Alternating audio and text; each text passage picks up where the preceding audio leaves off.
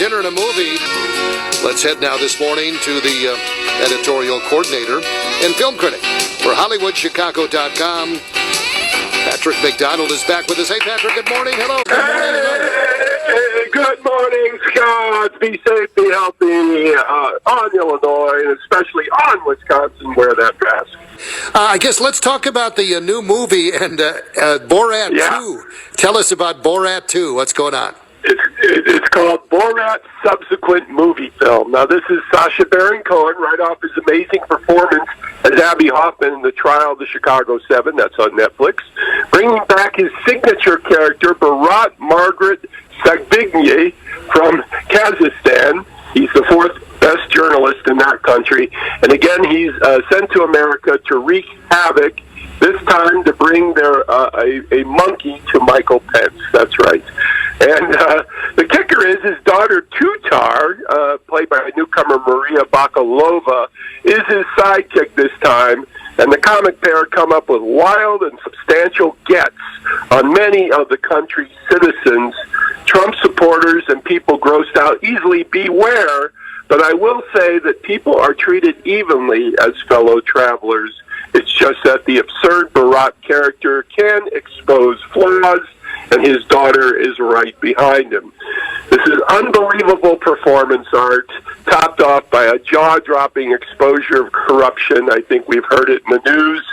But in the end, it's the theme of the movie that is most powerful, and how these two misfits can learn lessons with the rest of us. Borat, subsequent movie film, 4.5 out of 5. It's an amazing little piece of work. Yeah. Really? Borat. Crazy. 4.5 out of 5 for Borat. Yes. And what about Rudy Giuliani? You hinted about this. Yes. So you've seen the movie. Yes. You've seen the movie. Yes, I have. I have. Is Rudy just tucking his shirt in? Well, here's the deal. He is lying on the bed.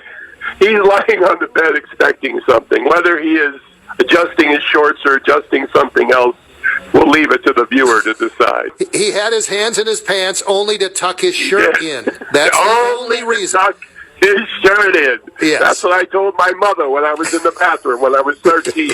I'm only tucking in my shirt. Okay, there we go. All right, so let's talk about the Chicago Film Fest.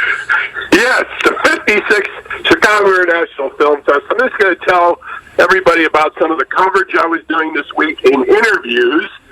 Director Heather Ross of For Mad Men Only, the Del Close stories. Now, Del Close was an infamous instructor of improv techniques at the Second City and Improv Olympics in Chicago, and his reputation was one of insanity.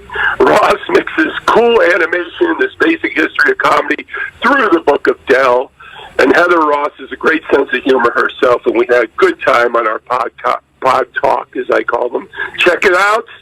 The second interview I did, Neil Sáles-Griffin was a candidate as part of the Nat Geo documentary City So Real, which made its debut at the International, about the 2018 Chicago mayoral race. Director Steve James of Hoop Dreams fame may have made the ultimate Chicago portrait.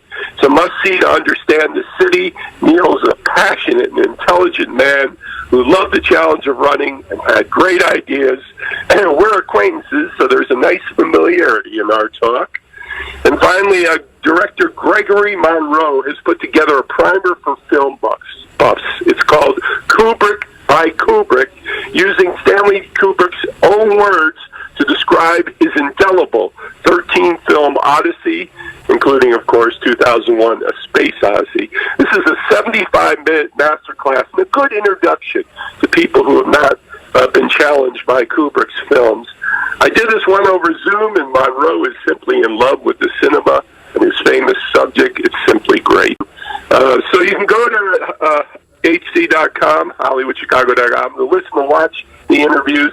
Then you can still download all 3 of the films, including hundreds of others, as the virtual 56th Chicago International Film Festival winds down on October 25th. But wait, Scott, there's more. Some tomorrow at 10 a.m., the festival will be announcing their winners in a virtual ceremony. It's tomorrow, Friday, 10/23 at 10 a.m. It's free on their YouTube page. And once you get to those winning films, you can note them and have a weekend of vital international cinema. And you know I'm all for that. The website again, how to get to the film fest? How do you do that? ChicagoFilmFestival.com.